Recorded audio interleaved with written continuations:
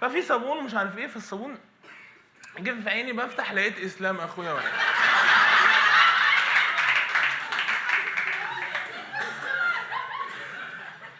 البيت عندي انا واخويا، وبالاخص انا واخويا، اسلام كتير قوي، ضخم كده، بيكسر براحته، بيتخانق براحته، وبعتذر له ان هو ضربني، ساعات بعتذر له. فاسلام مره يعني ايه ضربني مره كده، كان مزاجه رايق، قام مديني بدي، قام جت تعال نجرب دي كده عشان لسه متفرج عليها كده، قام نجرب دي.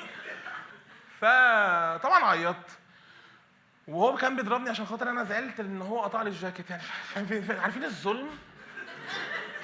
بعدها بشويه قلت ادخل اخد شاور ومش عارف ايه وبتاع، في لحظتها انه الباب اتكسر بتاع الحمام وحاطين ستاره، فدخلت طبعا داخل مزرعه، مش داخل حمام، ستاره. ففي صابون ومش عارف ايه، فالصابون جه في عيني، بفتح لقيت اسلام اخويا واقف.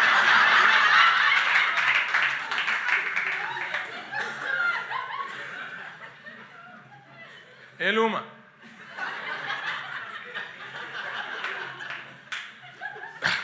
انت سلومه يعني ايه لومه؟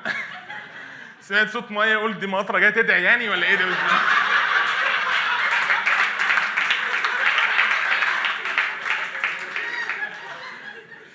لا الاحراج ايه؟ الاحراج ما جاش، الاحراج النهارده ما جاش، ما اعرفش ان هو ما جاش النهارده. طب اسلام ايه الدنيا، ايه الكلام؟ طب انا بقول لك ايه، انا جاي اعتذر لك.